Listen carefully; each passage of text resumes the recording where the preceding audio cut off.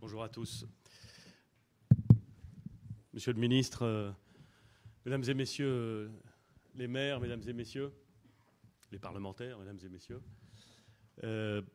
bonjour. Et je suis très heureux de m'exprimer, mais je le fais en étant rentré cette nuit de Chine, en effet, comme vous l'avez dit, et donc avec le risque permanent du dérapage lié au décalage horaire. Je vais donc vous demander beaucoup de bienveillance à mon endroit. Au fond, ce que je voudrais, c'est commencer par un constat que je crois nous partageons et qui doit nous renvoyer à une très grande forme d'humilité. Notre pays, ce n'est pas propre à notre pays et ce n'est pas propre à notre époque, mais notre pays se transforme assez profondément. Il se transforme sous l'effet de choix publics, de choix conscients, qu'on approuve ou qu'on n'approuve pas, mais qui sont des choix démocratiques, publics, d'aménagement. Et depuis 30 ou 40 ans, un certain nombre de choix institutionnels ou de décisions relatives à tel ou tel projet transforment la réalité de nos concitoyens et transforment notre territoire. Très bien. Mais un pays, quelle que soit l'époque, ne se transforme pas seulement à raison de choix publics qui sont assumés. Il se transforme aussi à raison de milliers de décisions individuelles qui créent un mouvement, créent une transformation et viennent s'inscrire dans des tendances très lourdes auxquelles les décideurs publics que nous sommes peuvent au mieux s'adapter, peuvent au mieux prendre en compte, doivent au mieux prendre en compte, mais dont ils ne sont pas à l'origine. Je voudrais en prendre un exemple. En 1931, la population française est devenue majoritairement urbaine. Le basculement de la population française dans les centres urbains, c'est 1931. Et l'exode rural, qui avait commencé une bonne centaine d'années auparavant, un peu moins d'une bonne centaine d'années auparavant, et qui s'est poursuivi ensuite, a trouvé en 1931 le moment, presque le moment du basculement. Aucun de ceux qui ne se sont inscrits dans ce mouvement, aucun des élus publics ne peut dire qu'il était à l'origine de ce mouvement, ou même d'une certaine façon qu'il a organisé. Il a fallu s'y adapter parce que ces décisions étaient des décisions que nous devions prendre en compte, car au fond, d'une certaine façon, quand je dis nous, que les élus devaient prendre en compte, parce qu'elles les dépassaient. Aujourd'hui, notre pays, la géographie de notre pays, se transforme aussi très profondément. Quand je dis aujourd'hui, c'est sur des tendances qui sont déjà anciennes. Et je voudrais en évoquer quelques-unes avec vous, parce qu'elles impliquent pour nous tous des difficultés quotidiennes. Il y a d'abord les répartitions géographiques sur notre pays. Le phénomène qui fait que la France se développe démographiquement plus vite aujourd'hui à l'ouest et sur les littoraux qu'à l'est. Il y a la tendance qu'on observe dans beaucoup de pays de l'héliotropisme, qui nous pousse plutôt, il faut bien le reconnaître, vers le sud que vers ma Normandie natale. Il y a les phénomènes de métropolisation, extrêmement puissants et pas récents, extrêmement profonds. J'ai coutume de dire, et pardon pour ceux qui m'ont déjà entendu le dire, mais ça me frappe beaucoup, que lorsque j'étais étudiant, ce qui n'est pas si lointain, c'était un peu après 1931 en l'occurrence, lorsque j'étais étudiant, on me parlait beaucoup, on me parlait encore plus exactement, on nous parlait encore de Paris et du désert français. De ce vieux concept qui avait été pensé, formulé, dont d'ailleurs on pouvait, je crois, au moment où il a été formulé, discuter de sa pertinence. Enfin, ce vieux concept de Paris et du désert français, il était encore enseigné lorsque j'étais étudiant à la fin des années 80, au début des années 90. Je doute qu'il soit aujourd'hui enseigné. Je doute qu'il représente quelque chose de valide pour expliquer la réalité des territoires français. Aujourd'hui, on ne parle pas de Paris et du désert français. On parle des phénomènes de métropolisation, lesquels posent d'autres sujets, d'autres questions, présentent d'autres avantages, peuvent impliquer d'autres risques, bien entendu. Mais enfin, Mais enfin, la transformation, elle est là. Nous vivons désormais dans une France qui se voit, qui se pense, qui se vit comme un élément constitué certes de Paris, mais aussi de grandes métropoles qui sont à la maille européenne et qui sont capables de rivaliser avec leurs grandes homologues, concurrentes peut-être, européennes. Et ce phénomène-là, il est nouveau. Est-ce qu'il résulte de décisions prises par les autorités publiques de façon consciente? Je ne sais pas. On peut en discuter. Est-ce qu'il est amplifié par des décisions individuelles prises chaque jour par nos concitoyens? C'est probable. En tout cas, ce phénomène, il est là. Et avec ce phénomène vient un deuxième phénomène, peut-être encore plus frappant que la métropolisation, mais qui l'accompagne de façon immanquable, c'est la centralisation régionale. Au moment où de grands ensembles urbains se créent dans toutes les régions, on assiste, et nous l'avons tous vécu depuis 20 ou 30 ans, à des processus de centralisation, qui ne sont pas nécessairement des processus de centralisation parisienne, mais bien des processus de centralisation régionale. Regroupement des grands services commerciaux d'entreprises privées dans quelques grandes métropoles régionales, au lieu que d'être distribués de façon plus uniforme sur le territoire, regroupement d'un certain nombre de services de l'État, regroupement d'un certain nombre de services administratifs dans ces grandes métropoles régionales. Et vous voyez bien que lorsqu'on regroupe dans ces grandes métropoles régionales l'ensemble de ces services, on crée une situation qui est fondamentalement nouvelle. Le deuxième grand mouvement, dont je ne sais pas dire s'il correspond à des décisions publiques ou à une accumulation de décisions individuelles, et en vérité probablement un peu des deux, c'est l'autre couple très très structurant de la rurbanisation et des décisions en matière d'équipement commercial. Rurbanisation qui a poussé de façon progressive et un peu partout en France, probablement partout en France, nos concitoyens à s'installer à 5, 10, 15, 20 km du centre de la ville ou de l'agglomération où ils avaient choisi de résider, et qui a donc étalé l'espace urbain en le faisant se marier avec les franges agricoles des métropoles. Et dans le même temps, l'accompagnement presque mécaniquement, l'entretenant, le mécanisme qui a constitué, qui a conduit à la constitution de grands ensembles commerciaux en périphérie des villes, pour des raisons qui sont parfois excellentes, pour des raisons qui ont parfois été moins bonnes, qui ne sont presque plus dissibles aujourd'hui, mais qui ont été extrêmement puissantes à l'époque. Métropolisation et la centralisation régionale, rurbanisation et essors commerciaux des périphéries, nous avons là des transformations de nos territoires, provoquées parfois, subies parfois, qui s'auto-entretiennent et qui ont eu un impact considérable sur les élus locaux. Et quand je faisais ce constat en forme d'humilité, c'est qu'au fond, nous nous inscrivons dans des phénomènes qui, à bien des égards, nous dépassent, trouvent des origines bien avant nous, se complètent partout sur les territoires, s'auto-entretiennent, et nous, élus locaux, élus nationaux, nous devons faire avec. Nous devons faire en sorte de contrecarrer les effets les plus néfastes et d'essayer de créer des nouvelles dynamiques lorsque celles-ci ou celles qui prévalent donnent le sentiment de nous écraser. C'est fondamentalement l'objectif du plan, du projet, de la démarche qui a été initiée par Jacques Mézard, le ministre de la Cohésion des Territoires. L'idée a été de partir de ces 2 ou 3 grandes transformations qui affectent notre territoire et de constater que pour toute une série d'ensembles urbains qui n'étaient pas à l'échelle des métropoles, qui n'étaient pas d'ailleurs dans ces métropoles, il y avait un impact de ces mécanismes qui était extrêmement dur à vivre, extrêmement déstabilisant. Et qu'en déstabilisant ce tissu urbain, on déstabilisait l'ensemble des territoires qui le faisaient vivre. Ça a été le constat que depuis plus de 30 ans, près de 40 ans, aucune politique publique spécifique ne s'était tournée vers les communes dont je viens de parler, les 222 communes qui sont, c'est un chiffre quasi magique, 222. Ces 222 communes, aucun plan spécifique ne s'était occupé d'elles.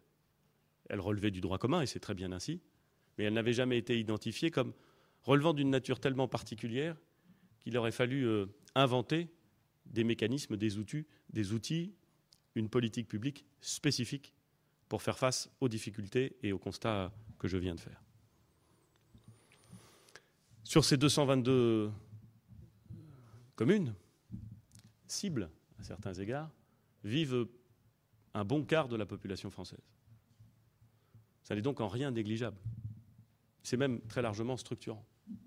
Et c'est la raison pour laquelle il nous a semblé nécessaire de concevoir une politique spécifique et une politique d'accompagnement. Alors cette politique spécifique, elle se traduit par, au fond, des concepts simples qui vous ont été présentés et sur lesquels je voudrais simplement revenir pour vous dire dans quelle logique nous nous inscrivons pour les faire vivre. D'abord, le premier élément, ça a été de mettre en place une politique d'accompagnement.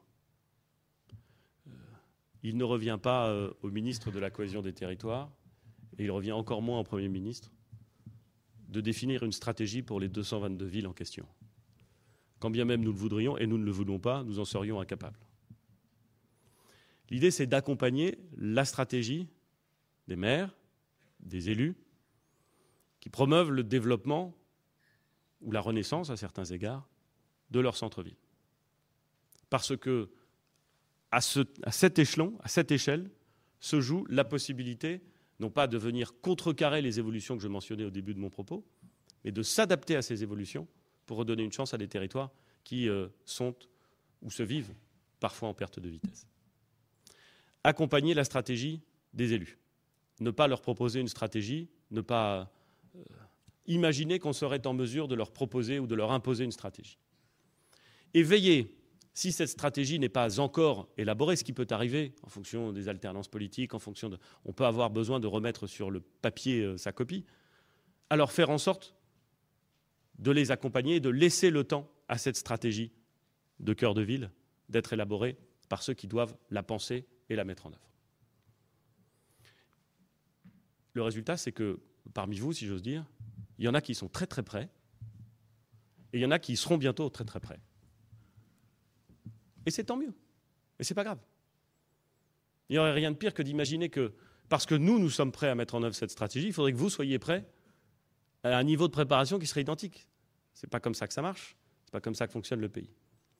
Et donc, avec le ministre de la Cohésion des Territoires, nous voyons bien que dans certains lieux, dans certaines villes, nous allons pouvoir aller très très vite dans la signature, le financement et la mise en œuvre de ces projets, que dans d'autres, eh ben, ça prendra un peu plus de temps. Et c'est pas grave. On va ouvrir cette fenêtre de temps pour permettre l'élaboration, la maturation de ces projets. Et accessoirement, puisque nous sommes pour l'essentiel entre responsables politiques, la maturation et l'élaboration de ces projets, c'est aussi la capacité qu'on a à partager ces projets avec des populations, à faire en sorte qu'ils soient l'expression d'une volonté d'organisation collective. Donc il faut savoir aller très vite lorsque c'est possible, et à Cahors, à Vierzon, à Saint-Dizier, ça ira très vite. Pas parce qu'on préfère, je le dis pour les autres, mais parce que manifestement c'est très près. Et puis d'ailleurs, eh ben, ça prendra un peu plus de temps, pas trop j'espère, mais un petit peu plus de temps, et ça n'est pas grave. Le deuxième élément sur lequel repose cette logique, c'est la mobilisation. La mobilisation d'acteurs qui, pour beaucoup d'entre eux, existent déjà, ont des financements organisés, ont des ingénieries redoutablement complexes parfois, mais au point, ont des compétences, des équipes, et dont les missions commandent qu'ils vous accompagnent et qu'ils vous aident. Et nous allons donc les mobiliser. Le directeur général de la Caisse des dépôts et consignations était sur ce podium avant moi. L'ANA, l'ANRU, la Caisse des dépôts, la Banque des territoires, tous ces organismes qui existent doivent être mobilisés dans leur ingénierie, dans leurs compétences, dans leur financement aussi, pour permettre aux élus de mettre en œuvre la stratégie sur laquelle nous aurons décidé de vous accompagner. Le troisième élément, c'est des nouveaux instruments. Car au fur et à mesure que nous avançons, nous pouvons mobiliser de nouveaux et créer de nouveaux instruments. Dans le cadre de la loi Élan qui est présenté et défendu par le ministre de la Cohésion des Territoires. Vous avez peut-être observé que vous pourrez disposer de quelque chose qui s'appelle les opérations de revitalisation territoriale. Bon. Ce nouveau cadre, ces nouveaux instruments, ils vont vous permettre de préempter plus facilement lorsque c'est nécessaire, d'agir plus facilement pour transformer la réalité qui est la vôtre et mettre en œuvre la stratégie que vous aurez définie. L'Agence nationale de la cohésion des territoires, Monsieur le Préfet, vous devez me remettre, vous avez d'ailleurs remis, mais je ne l'ai pas encore lu, c'est pour ça que je dis. Parce que j'ai pensé le lire en Chine, mais j'avais d'autres choses. Et non, c'était pas écrit en chinois. Enfin bon, je ne l'ai pas encore lu, Monsieur le Préfet, ne vous en formalisez pas. Mais ces préconisations pour l'Agence nationale de cohésion des territoires vont nous permettre, là encore, de créer un cadre, de créer un système, de créer des instruments sur lesquels vous allez pouvoir vous appuyer, que vous allez pouvoir utiliser, qui vont permettre de multiplier l'ingénierie à laquelle vous aurez accès, et donc, là encore, de vous accompagner. En matière de services, parce qu'on voit bien qu'il y a un aspect stratégie urbaine, renouvellement, on voit bien qu'il y a un aspect stratégie commerciale, recentralisation des équipements commerciaux, revitalisation, on va dire, des équipements commerciaux de centre-ville. Il y a aussi un aspect service. La ministre de la Culture est entrée en contact avec un certain nombre d'entre vous et il faut impérativement que nous puissions avancer, par exemple, sur la question de l'ouverture un peu plus tard dans les journées et un peu plus tard les week-ends des bibliothèques. On sent bien qu'il y a là un service. Tous les élus qui ont su avancer en la matière voient bien les difficultés que ça pose en pratique, hein. Mais elle voit bien aussi les services que ça offre et le dynamisme que ça suscite et l'incroyable caractère attractif que ça peut susciter dans une ville. Donc c'est des discussions que nous devons avoir. Je sais que deux sénateurs, sénateurs Pointreau et Bourquin, ont préparé une PPL qui est intéressante. Je ne dis pas que j'en partage avec enthousiasme toutes les dispositions. Mais il y a un certain nombre de choses qui sont très intéressantes dans cette PPL et qui nous permettront là aussi de nous doter de nouveaux instruments et donc forcément d'avancer. D'autres éléments nous permettront là aussi de créer des instruments. Je sais qu'une réflexion est engagée sur les espaces de coworking. Je sais qu'une réflexion est engagée avec André Marcon sur le volet commercial et sur les aspects commerciaux. Je sais aussi combien sont indispensables les éléments relatifs à l'équipement numérique des territoires, et notamment l'équipement numérique de ces villes, de ces 222 villes qui maillent le territoire national. Sur tous ces sujets et sur bien d'autres, nous aurons l'occasion d'avancer. Au fond, ce que je veux vous dire, c'est que l'humilité que j'évoquais au début de mon propos, face à des mouvements tellement profonds, tellement anciens, tellement puissants, que nous ne pouvons pas faire comme s'ils n'existaient pas, que nous devons d'une certaine façon nous y adapter, elle n'est pas incompatible avec un niveau de détermination extrêmement élevé. L'humilité face à un phénomène puissant, ça ne veut pas dire qu'il n'y aurait rien à faire. Au contraire, d'une certaine façon. Ça veut dire qu'il faut le comprendre avec lucidité, qu'il ne faut pas se mentir sur les raisons de ces transformations, qu'il faut les comprendre intensément pour pouvoir agir efficacement. Notre pays, il est, et il a toujours été, et nous voulons faire en sorte qu'il demeure marqué par une très grande diversité. Là encore, je me répète sans doute, en tout cas certains ici m'ont déjà entendu le dire, le début de ce formidable livre de Fernand Braudel sur l'identité de la France, c'est « La France est diversité ». Et fondamentalement, la France est diversité, et entend bien le rester d'ailleurs. Il n'y a rien de plus insupportable aux Français d'imaginer qu'il faudrait nier ces différenciations, cette diversité de nos territoires, de nos cultures, de nos habitudes d'une certaine façon. Elle est diversité et elle est maillée. Quand on survole la France, quand on la parcourt, on se rend compte qu'elle présente cette caractéristique assez rare d'une certaine façon, y compris en Europe, d'être incroyablement maillée par des réseaux de villages, de villes, souvent plus petits que dans d'autres territoires, dans d'autres États, mais que le maillage territorial français est une donnée historique, une donnée géographique. On ne peut pas renoncer à cette donnée. On n'en a pas envie. Et il faut s'appuyer sur cette donnée qui peut présenter des inconvénients, mais qui est aussi, à certains égards, une force et qui est en tout cas une caractéristique. C'est donc pourquoi, avec les associations d'élus qui ont voulu nous accompagner dans cette réflexion, je vois Madame la Présidente Cayeux, je la salue parce que votre association, enfin celle que vous présidez, Madame la Présidente, nous a beaucoup accompagnés dans cette logique de travail sur le maillage, sur ces 222 communes. Nous voulons préserver ce maillage, nous voulons le renforcer et nous voulons permettre aux élus de développer la stratégie dont ils ont besoin pour donner toutes leurs chances aux concitoyens qui vivent dans leur territoire. C'est ça le projet Cœur de Ville, c'est ça l'action Cœur de Ville, c'est sa logique. Je crois que c'est une logique exigeante, mais je pense qu'elle est prometteuse. Et je voudrais remercier tous ceux qui ont participé à l'élaboration de cette action, tous ceux qui vont s'inscrire dans cette action pour discuter, pour penser, pour élaborer, tous ceux qui ont permis l'élaboration de cette politique publique spécifique à ces 222 villes et à ces territoires français, au premier rang desquels, évidemment, le ministre de la Cohésion des Territoires, Jacques Méssard. Et puis je voudrais nous souhaiter collectivement bonne chance et beaucoup de travail pour nous permettre non pas d'inverser les tendances, mais de profiter des tendances pour faire en sorte que la France que nous aimons soit toujours plus forte. Merci beaucoup.